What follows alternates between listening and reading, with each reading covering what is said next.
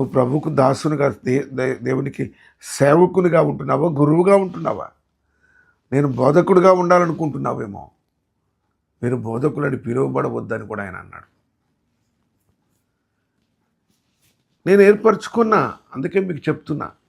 19వ వచనంలో ఏమంటాడంటే, నేనే ఆయనను మీరు నమ్మునట్లు ఇది జరగక మునిపే మీతో చెప్పుచున్నాను.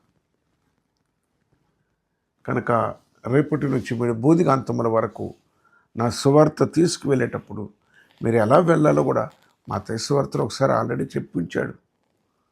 జాలినైనను సంచినైనను తీసుకుపోవద్దని మన జ్ఞాపకమే. ఇక్కడ మళ్ళొకసారి వాళ్ళ జ్ఞాపకం చేసిన సంగతులు చూస్తే చూడండి.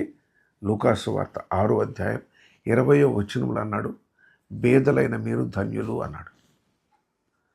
మీరు బేదలుగా ఉండటానికి ప్రయత్నించండి. ఈ దినం ధనవంతుడు ఎవరు అంటే యేసు ప్రభు సేవకుడే. కారులే కానీ, బిల్డింగులే కానీ, అవసరమైతే బాడీ గార్డ్స్ కూడా. ప్రియ సహోదరి సహోదరుడా, నీ సేవలో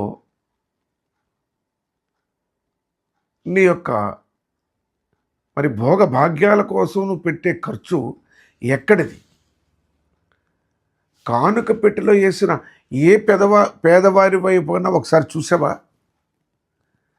అందరి పేదల చెమట బిందువులు కలిపి నువ్వు ధనవంతుడు అవుతున్నావో గ్రహించావా? దేవుడు నాకు బాగా ఆశీర్వదించాడు, నా డబ్బా నిండా డబ్బు పడుతుంది అనుకుంటున్నావా?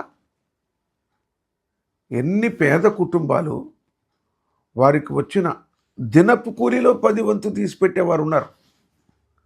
ఆలోచన చేసావా? ఆలోచన చేయాల. సైకిల్ మీద సాగిన పరిచర్య అంతర్జాతీయ సువార్థికుడిగా పెరిగించింది నిన్ను. నువ్వు దేవుని వైపు చూసి దేవుడు నన్ను బహుగా ఆశీర్వదించాడు అంటున్నావు. కాదు, నీ కొరకు మోకాళ్ళూనిన పేద కుటుంబాలు ఉన్నాయి, నీ కొరకు కన్నీరు కార్చిన పేదవాళ్ళు ఉన్నారు. మిక్కిలి అల్పులైన ఈ నా సహోదరుల్లో ఒకరికి చేసితిరి కనుక నాకు చేసితిరి అన్నాడు. నువ్వు పెద్ద పెద్ద స్టేజీల మీద చెప్పి, నువ్వు ఎక్కడ కారులో తిరిగి, విమానాల్లో తిరిగి, నేను సేవ బహుళంగా చేస్తున్నా, బూదిగంతం వరకు చేస్తున్నా, అంతర్జాతీయంగా చేస్తున్నా అంటే ప్రభు ఇక్కడ ఏమంటున్నాడంటే, పేదలుగా ఉంటే మీరు ధన్యులు అన్నాడు. ఎందుకంటే దేవుని రాజ్యము మీది.